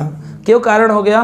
क्योंकि आजकल लोग ज़्यादा इंटेलिजेंट हो गए, नए पढ़ लिख कर आए ना, तो वो लोग बोले कंटेंट पर काम करेंगे। तो वो कंटेंट पर इतना काम करते हैं कि वो पिक्चर आदमी ढूंढता रहता है कि कंटेंट था क्या। जब पिक्चर खत्म होती है उसमें लिखते हैं विचार करो। समझ ही नहीं आता, लोग बोर होके आ जाते हैं। और पहले जो फिल्म मेकर्स थे वो लोग इस तरह से प्लानिंग करते थे कि पिक्चर हो गई तो बोले अब इसमें एक ऐसा गाना डालो जिसमें तालियां बजें, एक ऐसा गाना डालो जिसमें सिक्के उड़े, ऐसा गाना डालो जिसमें सीटियां बजें। तो लोग उसमें ना ऐड करते थे गानों को, ऐसे डलवाते थे गानों को। तो एक फिल्म मेकर के इंटरव्यू में मैंने सुना था कि वो बोल रहे थे ऐसे करके हम ज़बरदस्ती गाने ऐड करते थे। तो वो गाना महाभारत के पूरे युद्ध में एक गाना है जो कि भगवान ने ऐड किया। कौन सा गाना? भगवत गीता। हरि बोल। 1,00,000 श्लोकों का महाभारत रूपी फिल्म बनाई वेद व्यास ने, लेकिन भगवान ने उसमें ऐड कराया क्या? एक गीत ऐड करो, एक सॉन्ग ऐड करो, गीता, भगवत गीता, 700 श्लोक। तो कहते हैं जैसे एक अंगूठी बनती है, उस अंगूठी का पर्पस क्या होता है? ज्योतिषी के पास जाओ तो ज्योतिषी कहता है आप पुखराज पहन लीजिए, तांबे में या सोने में। तो पुखराज के लिए अंगूठी बनेगी। आप हीरा पहन लीजिए, शुक्र आपका भारी है, आप या तो इसमें आप सोने में बना लीजिए या चांदी में, सिल्वर में या फिर गोल्ड में। तो व्यक्ति हीरे के लिए पूरी अंगूठी बनाएगा। तो भगवत गीता के लिए पूरा महाभारत की रचना करी गई, है ना। तो ये दोनों तरीके से हमें समझना चाहिए कितना इंपॉर्टेंट है भगवत गीता ज्ञान। ऐसे ही सामवेद के गीतों में बृहत्साम नामक गीत सबसे मुख्य गीत है, जिसे भगवान कह रहे वो मैं हूँ। छंदों में मैं गायत्री हूँ। तो कई बार लोग बोलते हैं जब गायत्री छंदों में भगवान ही है तो गायत्री मंत्र जपने में क्या प्रॉब्लम है? हरे कृष्णा छोड़ेंगे, ओ न न न न न कर लेंगे, इसमें क्या है? लेकिन गायत्री के कुछ नियम हैं जो कि गायत्री माधुरी में बताए गए हैं। जीवा को तालु से स्पर्श नहीं करना। ये जो है जीव, अब बोलो इसके बिना तालु बिना स्पर्श किए। और ध्वनि इतनी तेज नहीं होनी चाहिए कि मुझे सुनाई दे, यानी मुझे सुनाई दे इतनी तेज ध्वनि नहीं होनी चाहिए। और जो गायत्री जप रहा हो वो स्नान करा हुआ होना चाहिए। और जो गायत्री जप रहा हो वो किसी आसन पर बैठा होना चाहिए, वरना उसकी सारी एनर्जी वीक हो जाएगी, सारी एनर्जी पृथ्वी ले जाएगी उसकी, जिस भी पोजीशन में होगा सब। इसलिए गायत्री जपने से पहले हम आसन बिछाते हैं, फिर उसके ऊपर निकल जाएगा। गायत्री जपने वाला व्यक्ति पूर्ण रूप से काम, क्रोध, लोभ, मोह से मुक्त होना चाहिए, या तो गुरु का कृपा प्राप्त होना चाहिए कि गुरु जी ने कहा है तुम अब से ये जपो। तब अपनी इच्छा से सीढ़ी ले आना या डोर बेल में गायत्री लगा देना, टा टा टाणा टाणा, ये जो है ये अपराध है। गायत्री के प्रति ध्वनि तो गलत है। मैं तो जाकर कितनी बार बोल चुका हूँ स्कूलों में, लेकिन अब बेबुद्धि टीचर और बेबुद्धि समाज क्या कर सकते हैं, कुछ कर ही नहीं सकते हम उनका। So it's a offence towards the Gayatri मंत्र। देखो यहाँ पर प्रभुपाद लिख रहे गायत्री मंत्र जिसका जप केवल सुपात्र ब्राह्मणों द्वारा ही होना चाहिए। सुपात्र ब्राह्मण कौन होता है? अब बच्चा जूता पहने खड़ा हुआ है स्कूल में प्रेयर में, न उसे याद करा दिया, तो ये अपराध है गीता गायत्री के प्रति। तो गायत्री स्वच्छंद रूप से पूर्ण रूप से पवित्र है। केवल हरे कृष्ण महामंत्र जप करके जब व्यक्ति शुद्ध हो जाता है तब गुरु कृपा से वो ब्रह्म गायत्री आदि जाप कर सकता है, वरना उसको गायत्री पढ़ने का उतना फल नहीं मिलेगा जितना उसको अपराध लगेंगे गायत्री के। इस समाज में दुख क्यों नहीं समाप्त हुआ? दुख क्यों नहीं समाप्त हुआ? सब तो गायत्री मंत्र बचपन से जान रहे हैं, दुख समाप्त क्यों नहीं हुआ उन लोगों का? क्योंकि गायत्री के प्रति अपराधी हैं। ये त्रुटियां हैं, ये गलत है। जोर जोर से ध्वनि जलाना, म्यूजिकल इंस्ट्रूमेंट बजाना, गायत्री पे कीर्तन करना, और एक तो यूट्यूब चैनल पे लाइव ही चलता रहता है गायत्री मंत्र, सारा टाइम चलाते हैं, घर में सुबह सुबह लोग लगा के रखते हैं। अरे उससे क्या होगा? मत करो, हरि नाम लगाओ। हरि नाम में नियमते स्मरणे न कालम, उस हरि नाम को जपने में ना कोई नियम है ना कोई काल है, किसी भी वक्त किसी भी अवस्था में जपा जा सकता है। हरे कृष्णा कृष्णा कृष्णा हरे हरे, हरे राम राम राम हरे हरे। गायत्री के प्रति अपराध भी होते हैं। क्या अपराध होते हैं? गायत्री, त्री का मतलब है 3 बार गाना चाहिए। एक बार आप गाड़ी चलाने बैठे और आपने लगा दिया बस हो गया आपका, आप पवित्र हो गए। गायत्री जिसको 3 बार गाना है दिन में, गाओ, सुबह दोपहर और शाम। सुबह 6 बजे, दोपहर में 12 बजे और रात शाम को 6 बजे। टाइम रहेगा, याद ही नहीं रहेगा। आधे टाइम तो पार्टी में गए होंगे तो वहाँ डीजे वाले बाबू गाना बजाते, गायत्री याद आएगी वहाँ पे, फिर क्या करोगे? तो इसलिए गायत्री को तब तक ग्रहण मत करो, भक्तों के समाज में भी, जब तक आप इस अवस्था में हो कि आप 3 बार उसका जप कर सकोगे, वरना अपराध है। आप कितनी बार मंगल आरती मिस कर देते हो, कितनी बार आप उठ नहीं पाते, बीमार हो, तो फिर गायत्री कैसे जपोगे? आप ट्रैवल कर रहे हो, आपके पास में पवित्रता नहीं है, आप स्नान नहीं किए, आपके वस्त्र ठीक नहीं है, आप गायत्री कैसे करोगे? ऑफिस जा रहे हैं, जूता पहने, ऑफिस के रास्ते में मेट्रो में टाइम हो गया, क्या करोगे? नहाओगे कहाँ रास्ते में? तो गायत्री आप तब तक नहीं करना चाहिए जब तक आप पूर्ण रूप से सुपात्र ब्राह्मण न बन जाए। इसलिए गायत्री दीक्षा को ब्राह्मण दीक्षा कहा गया। सुपात्र बनता है व्यक्ति, वो पात्र नहीं बना उसने जबरदस्ती करके, प्रभु जी हमारी भी करा दो ना ब्राह्मण दीक्षा, प्रभु जी करा दो ना। हाँ करा लो, कर लो, फिर बीमार पड़े, हाय हाय हमारी गायत्री का टाइम निकल गया, हाय हाय। तो अपराध है और कुछ नहीं मिलेगा, आखिर अंत में अपराध के साथ मृत्यु हो जाएगी। तो इसलिए गायत्री सुपात्र ब्राह्मणों को, गायत्री माधुरी इतनी मोटी पुस्तक है, पढ़ेंगे तो हिल जाएंगे। मतलब हम लोगों के लिए मुश्किल होता है समय पर करना। भागवत कथा चल रही है, प्लान प्रोग्राम चल रहा है, भूल गए, समय निकल गया, तो उसमें एक ऑप्शन होता है कि अगर भगवान के प्रचार में अगर आपका मिस हो गया तो आप उसको अगली बार दूसरे टाइम पर एक सेट उसका कर सकते हैं, क्योंकि आपका समय निकल गया उस समय। तो गायत्री इस तरह नहीं जपी जाती जिस तरह समाज में फैला हुआ है। गायत्री परिवार ने सारे समाज में गायत्री मंत्र दे दिया, वो सोच रहे हमने अच्छा काम किया, वो गलत काम किया। आपको पता ही नहीं है, क्योंकि शास्त्र की दृष्टि के बिना आपको लगेगा अच्छा काम है, लेकिन वो बुरा हो सकता है, वो बुरा हो सकता है।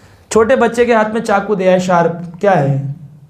बोले बेटा इसे केक काटो, तो केक काटने के बाद चाकू लेना तो भूल ही गए। अरे तुमने किसी को गायत्री दिया, उसका नियम भी तो बताओ। खाली ये थोड़ी बस गायत्री के साथ घर में पूजा कर ली, गायत्री मंत्र कुछ नहीं आता, लोग बोलते गायत्री मंत्र करके हमने गृह प्रवेश कर लिया। अरे ये क्या किया आपने, ये तो गड़बड़ हो गई सारी की सारी। तो इस तरह से ध्यान देने वाली बात है। गायत्री मंत्र के जाप के लिए मनुष्य को पहले, अब पढ़ो इस परपट को पढ़ो, गायत्री मंत्र के जाप के लिए मनुष्य को पहले सिद्ध पुरुष के गुण या भौतिक प्रकृति के नियमों के अनुसार सात्विक गुण प्राप्त करने होते हैं।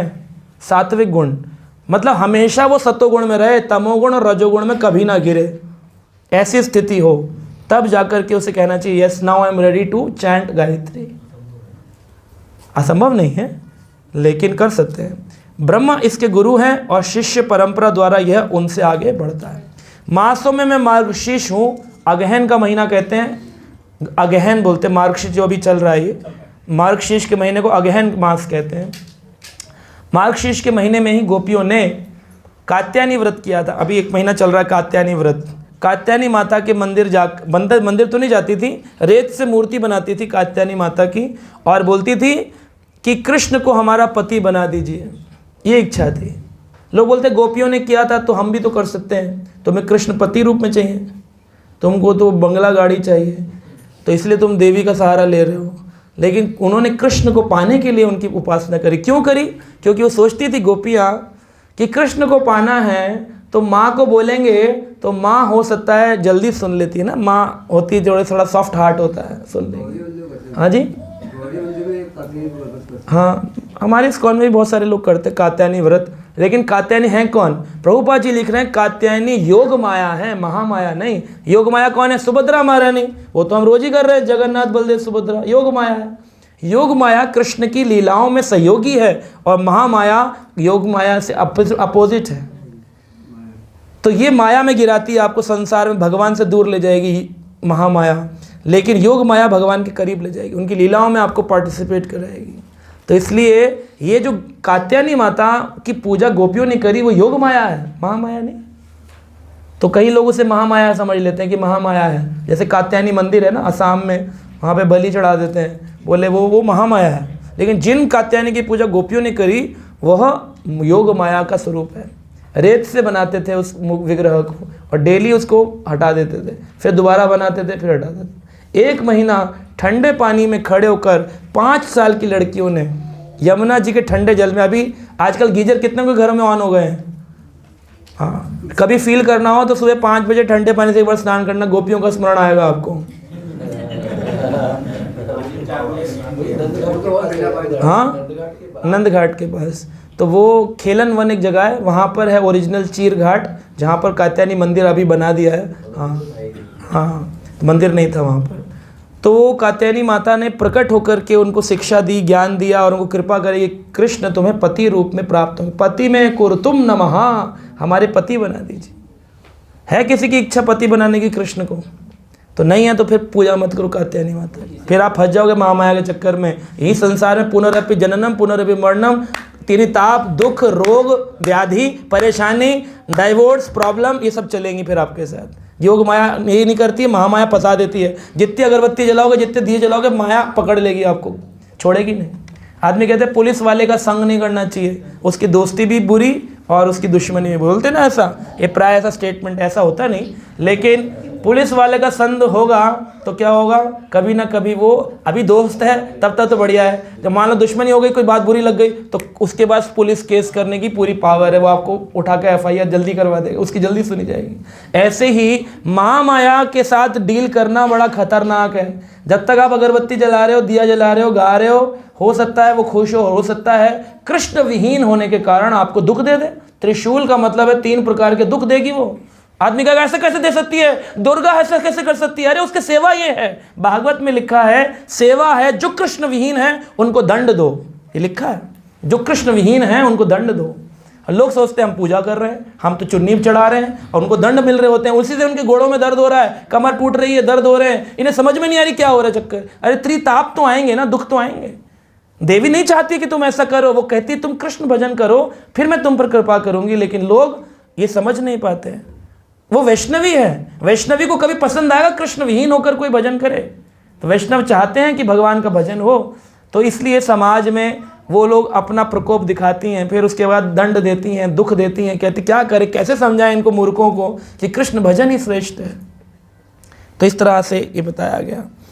और ऋतुओं में वसंत ऋतु, वसंत ऋतु सबसे सुंदर ऋतु है, कुसुमाकर कहते हैं। भगवान की अधिकतर जो वसंत रास है, लीला है, ये वसंत ऋतु में होती हैं। तो ऋतुओं में सबसे सुंदर ऋतु वसंत ऋतु। अगर वृंदावन का आपको सुंदर स्वरूप देखना है तो कौन से महीने में दिखता है?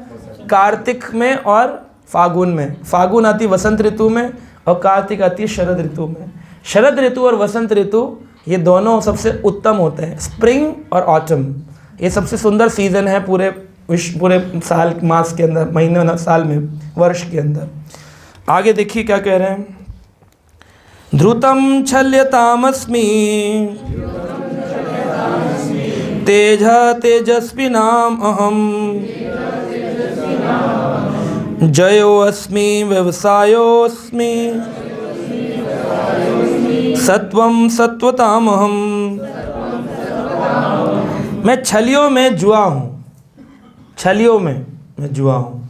अभी जुआ हो सकता है कोई व्यक्ति बोले तो गलत चीज़ है, उसमें कैसे हैं? भगवान कह रहे हैं समस्त छल कपट कर्मों में धृत क्रीड़ा सर्वोपरि है। जितने भी छल कपट की क्रीड़ाएं हैं उसमें भी एक क्रीड़ा है जुआ, जबकि गलत काम है। जब भगवान राक्षसों में भी आ सकते हैं, भगवान तो हर जगह है ना, ऐसा नहीं कि खाली गुड में है बैड में नहीं है, बैड में है गुड में नहीं है। भगवान कह रहे समो अहम सर्वभूतेषु न द्वेषो नास्ति न प्रिया। कोई मेरा प्रिय नहीं, किसी से मैं द्वेष नहीं करता, मैं सबके लिए समान हूँ। अरे और तो और, यानी कि छोटे से एक निकृष्ट जीव सुअर के हृदय में भी भगवान है। तो सोचो भगवान जुए में क्यों नहीं हो सकते। इसीलिए धृत क्रीड़ा जब खेली गई पांडवों के बीच, तो उस धृत क्रीड़ा में भगवान बता रहे हैं कि ये सभे समाज में सबसे ज़्यादा जो लोग काम करते हैं गंदे काम, उसमें भी अगर देखा जाए तो सर्वश्रेष्ठ गंदा काम कौन सा है? धृत क्रीड़ा। और धृत क्रीड़ा अगर देखा जाए तो मेरा रिप्रेजेंटेटिव ही है एक तरीके से, लोगों को गिराने वाला। पांडवों का पतन कैसे हुआ? धृत क्रीड़ा के कारण। अगर धृत क्रीड़ा ना करते, अच्छे खासे वैष्णव थे लेकिन एक गैम्बलिंग में फंसे। तो लोग डीमैट अकाउंट खेलते हैं आजकल। एक इस्कॉन डिज़ायर ट्री का एक आर्टिकल आया था, तो वो कहते हैं ये जो डीमैट अकाउंट है ये भी एक प्रकार की धृत क्रीड़ा है। लोग मानेंगे नहीं, जो खेलते हैं वो कुछ ना कुछ ऑप्शन निकालेंगे, नहीं नहीं ऐसा नहीं वैसे नहीं। अब ये तो आपकी श्रद्धा है, फेथ है आपका, कितना आप भगवान के पास जाना चाहते हो। जिस भी चीज़ में आपका दिल धड़कता है कि कल बढ़ेगा कि घटेगा, वो सब का सब धृत क्रीड़ा है। क्योंकि आपको नहीं पता, आपने दाव पर लगाया कल वो बढ़ेगा या घटेगा, NAV बढ़ेगा कि घटेगा। आप रोज़ उसको 15-15 मिनट में मोबाइल में आजकल एप्लीकेशन, पहले तो कंप्यूटर खोल के देखना पड़ता था, तो घंटे भर आदमी नहीं देखता था, आजकल तो 5-5 मिनट में देखता है ना। तो हाँ जी, पॉपअप्स आते हैं, आप भी करते हो? अच्छा पहले नहीं, मैं तो ऐसे पूछ रहा हूँ खाली तो ये करना नहीं है, क्योंकि ये धृत क्रीड़ा है, गैम्बलिंग है। ऐसा कोई भी इन्वेस्टमेंट जो कि आपको इमीडिएट रिजल्ट देने वाला है, आज लगाया कल पैसा, शाम को बाजार खोलेगा पता चलेगा कितना कमाया, ये वाला धृत क्रीड़ा है। लेकिन ऐसा इन्वेस्टमेंट गृहस्थास कर सकते हैं जिसमें लॉन्ग टर्म इन्वेस्टमेंट है कि आज लगाया है 15 साल बाद रिटर्न आएगा, ठीक है, तो 15 साल तो भजन कर लोगे। लेकिन जब रोज़ का सोचना है कि आज रेट घटा कि बढ़ा कि घटा कि बढ़ा कि घटा कि बढ़ा, तो ये धृत क्रीड़ा के अंदर आता है। तेजस्वियों में मैं तेज हूँ, तो जितने भी तेजवान लोग हैं कृष्ण कहते हैं वो मैं हूँ। मैं विजय हूँ, मैं साहस हूँ और बलवानों का बल हूँ। तो गोवर्धन लीला में जो भगवान का बल है वो आप जानते ही हैं कितना बल है गोवर्धन भगवान ने धारण किया। आगे पढ़ेंगे। वृष्णिनाम वासुदेवस्मि पांडवानाम धनंजय मुनीनाम अपि अहम व्यास कविनाम उशना कवि।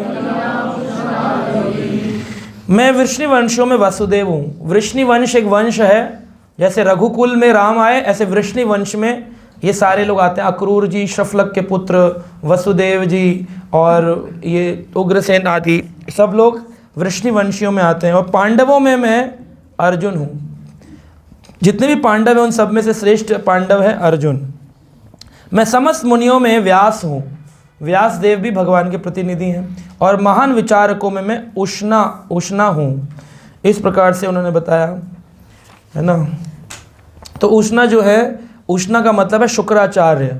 तो जितने भी विचारक हैं उनमें कवियों में उष्णा था। शुक्राचार्य असुर के गुरु थे, वे आध्यात्मिक बुद्धि तथा दूरदर्शी राजनेता थे। इस प्रकार शुक्राचार्य कृष्ण के ऐश्वर्य के दूसरे स्वरूप हैं। तो असुरों के गुरु भी कृष्ण के ही प्रतिनिधि हैं, यानी कृष्ण हर जगह विराजमान है। आगे, दंडो दम्यतामस्मि नीति अस्मि जिगीषताम मौनम च एवस्मि गुह्यानाम ज्ञानम ज्ञानवतामहम। अराजकताओं को दमन करने वाले समस्त साधनों में मैं दंड हूँ, यानी कि अगर कोई व्यक्ति दंड देता है तो वो दंड भी भगवान का ही प्रतिनिधि है, दंड देना किसी को। तो राजा जब किसी को दंड देते हैं उस व्यक्ति के ऊपर बड़ी कृपा होती है। मान लो उसने कोई गंदा काम किया और उसको फांसी की सज़ा मिली, तो समाज उसको फांसी की सज़ा देकर के एक तो यहाँ शिक्षा देता है कि गलत काम करने पे तुम्हें दंड मिलेगा, फांसी मिलेगी। दूसरा, अपने अगले जन्म में उसने जो यहाँ पाप किया उस पाप कर्म से उसे मुक्ति मिल जाएगी। अगर आज उसे दंड ना मिला, वो बच गया किसी कारण से, पैसे खिलाकर, वकील को खिलाकर, जैसे भी करके, लेकिन अगले जन्म में उसको उसका डबल चुकाना पड़ेगा। इसलिए राजा लोग दंड दिया करते थे। ये व्यवधान था कि इसे मृत्यु दंड दे दो, ताकि इसने जितने भी कर्म किए हैं ये सारे कर्मों का पाप यहीं भुगत ले, इसको आगे न भुगतना पड़े। क्योंकि राजा भी भगवान का प्रतिनिधि है, भगवान बोल रहे हैं इसी में विभूतियों में। नीति अस्मि जिगीषताम, और जो विजय के आकांक्षी हैं उनमें मैं नीति हूँ। तो विजय जो है, विक्ट्री, वो नीति के हिसाब से होनी चाहिए। नीति यानी कि रूल्स एंड रेगुलेशंस को फॉलो करके विजय करना। लेकिन दुर्योधन ने नीति भंग करके विजय पाना चाहा, तब भगवान ने बोला कि इसने जब नीति भंग करी तो तुम भी नीति भंग करो।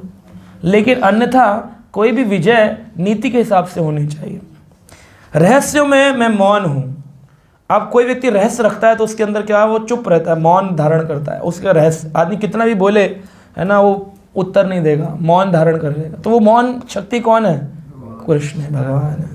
और बुद्धिमानों में मैं ज्ञान हूँ। अगर कोई बहुत ज्ञानवान है तो ज्ञान उसका नहीं है, कृष्ण कृपा से उसको वो ज्ञान प्राप्त हुआ है। तो बुद्धिमान, इंटेलिजेंट व्यक्ति का ज्ञान।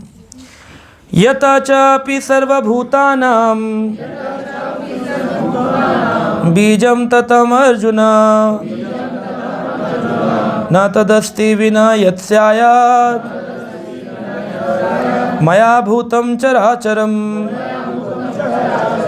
यही नहीं है अर्जुन, मैं समस्त सृष्टि का जनक बीज हूँ। ऐसे चर तथा अचर कोई भी प्राणी नहीं जो मेरे बिना रह सके। ये तो कितनी बड़ी स्टेटमेंट है। चलने वाले और न चलने वाले सबका मैं बीज हूँ। ना तदस्ति विना यत्स्यात्, मेरे बिना कुछ भी चल नहीं सकता है। कौन कौन नहीं चल सकता? भूतम चर अचरम, पत्थर, पहाड़, चिड़िया, कौवा, कुत्ता, बिल्ली, पुरुष, स्त्री, नपुंसक, कोई भी भगवान के बिना रह नहीं सकता, चल नहीं सकता। इससे बड़ी स्टेटमेंट और क्या होगी? तो भगवान कह रहे हैं आगे, अब ये वाला श्लोक तो मतलब दिल दहलाने वाला श्लोक है। 40 नंबर श्लोक भगवान कह रहे हैं, नान्तो अस्ति मम दिव्यानां विभूतीनां परन्तप एषा तु देशतः प्रोक्ता विभूते विस्तर मया। हे परंतप, मेरी देवी विभूतियों का अंत नहीं है ना। मैंने तुमसे जो कहा है वह तो मेरी अनंत विभूतियों का संकेत मात्र है। ट्रेलर दिखाया है, पिक्चर अभी बाकी है। पिक्चर बाकी, ट्रेलर दिखाया है। इतना सब सुनने का ऐसा लगता है सब कुछ तो भगवान ही है। हमें लगता है सब कुछ बता दिया होगा, भगवान कर ये तो बस थोड़ा सा बताया, मैं संकेत दिया, डायरेक्शन, इशारा किया है खाली। अभी बताने आऊँगा तो चक्कर खा के गिर जाओगे। तो क्या क्या हूँ मैं, फिर भी लोग नहीं समझ रहे। कृष्ण भजन नहीं कर रहे, टाइम नहीं है, बिजी हैं, इंडस्ट्री चल रही है, बिजनेस चल रहा है, जॉब चल रही है, स्कूल चल रहे, पढ़ाई अरे सब कुछ तो कृष्ण के कारण चल रहा है। वो ऐसा कर देंगे तो सब बंद हो जाएगा, सब बंद हो जाएगा। 1 मिनट लगेगा, सब बंद हो जाएगा। कोविड आया, ऐसे कर दिया, सब बंद हो गया, ब्लॉक, सब लॉकिंग हो गया। कृष्ण चाहे ऐसे कर देंगे, आपके परिवार में सब अनिष्ट हो जाएगा, ऐसे कर देंगे सब ठीक हो जाएगा। He has that power, his Krishna is ultimate power. उनको भूल करके आदमी सोच रहा है टाइम नहीं है कृष्ण के लिए माला करने का, टाइम नहीं है। तो भैया वो जिसके लिए जिस जो सब कुछ है उसी को प्रणाम नहीं कर रहे, टाइम नहीं है, तो फिर तुम्हारे जैसा तो मूर्ख कोई नहीं है। उसके लिए तो सब कुछ टाइम ना हो तो निकालना पड़ेगा। आदमी दिवाली के दिन लक्ष्मी पूजन क्यों करता है? बोले लक्ष्मी जी नाराज ना हो जाए, इसीलिए तो निकाल कर टाइम कहीं पर भी हो देश विदेश में। दिवाली बोले अपने परिवार वाली, अपने परिवार के साथ बनाओ, लक्ष्मी पूजन करो, करता है ना व्यक्ति। तो ऐसे ही उसको समय निकाल कर नित्य प्रतिदिन नारायण का, कृष्ण का भजन करना उसके लिए अनिवार्य है। ऐच्छिक कर्म नहीं, इच्छा होगी तो करेंगे, अनिवार्य, वरना बड़ी मुश्किल हो जाती है। हमारे एक डिवोटी हैं, उनके पास में बड़ा धन है, तो उन्होंने बोला कि बड़ी कृपा है हमारे गुरु महाराज से, बड़ी कृपा है। बोले बड़ा धन मिला है भगवान की कृपा से, भगवान की 1000 हाथ से उन्होंने हमें धन से परिपूरित कर दिया, पूरा भर दिया है। तो महाराज जी ने कहा वो जब लेने आएंगे तो लेंगे भी 1000 हाथ से। तुरंत उनका जो ईगो था वो झूम फिनिश हो गया। तो याद रखना चाहिए, जब वो दे रहा है देता छप्पर फाड़ के, फिर लेता धरती उखाड़ के। हाँ, जब तक दे रहा है तब तक तो आनंद में हो, भूलो मत, विस्मरण नहीं होना चाहिए, है ना। विस्मरण, विष्णु का विस्मरण नहीं करना चाहिए। ये हमारी सबसे बड़ी विधि है भक्ति की। Important tagline for devotees, never forget Krishna and always remember Krishna. कभी कृष्ण को मत भूलो कि उनकी कृपा से। आखिरी 2 श्लोक साथ में पढ़ लेते हैं। यत यत विभूति मत सत्वतम श्रीमत ऊर्जितम एव वा तत्तत् एव अवगच्छ त्वाम मम तेजांश संभवम। तुम जान लो कि सारा ऐश्वर्य, सौंदर्य, तेजस्वी सृष्टियां मेरे तेज की एक स्फुलिंग मात्र से उद्भूत है। अथवा बहुना एतेन किम ज्ञातेन तव अर्जुना वृष्टव्याहम इदं कृत्स्नम् एकांशेन स्थितः जगत। किंतु हे अर्जुन, इस सारे विशद ज्ञान की आवश्यकता क्या है? इतना सब समझाने के बाद कह रहे हैं जरूरत क्या है तब जानने की। मैं तो अपने एक अंश मात्र से संपूर्ण ब्रह्मांड में व्याप्त होकर इसको धारण करता हूँ। इसको इतना जानो मत कि मैं यहाँ भी हूँ। आदमी सोचे हे राम कृष्ण इतना काम करते हो, हर जगह आप हो, इतनी मेहनत करते हो। भगवान कहते नहीं, इतना मत सोचो, ये तो मेरे लिए एक ऐसे अंश मात्र से सारे ब्रह्मांड में व्याप्त हो जाता हूँ, संकल्प मात्र से। मुझे ज़्यादा इसके लिए मेहनत नहीं करनी पड़ती है, मैं अपना रास में एंजॉय करता हूँ, मैं ये सब ज़्यादा मेहनत नहीं कर, मेरा एक अंश ये सारा काम कर देता है। पूर्ण रूप से आने की ज़रूरत नहीं होती मेरे को कि मैं असुरों में हूँ, मैं सांपों में हूँ, मैं पशुओं में हूँ, मैं स्त्री में धृति हूँ, मैं बुद्धि हूँ, मैं ये हूँ, मैं वो। भगवान ने सब बोला, फिर क्या कह दिया? ये तो मैंने थोड़ा सा बताया है, और ये थोड़ा सा भी तुम्हें अगर बहुत लग रहा हो तो मैं मेहनत नहीं करता हूँ, मैं तो अपना रास नृत्य में आनंद लेता हूँ, और ये तो मेरा एक अंश ही इस काम को कर देता है। पूर्ण अंश नहीं, अंश। तो विष्णु रूप से भगवान एक अंशेन, एक अंश से ये काम पूर्ण कर देते हैं।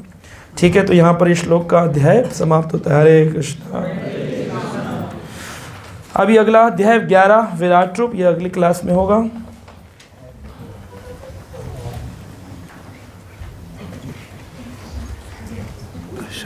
उत्तर लेंगे, बड़े दिनों बाद आश्रय क्लास है।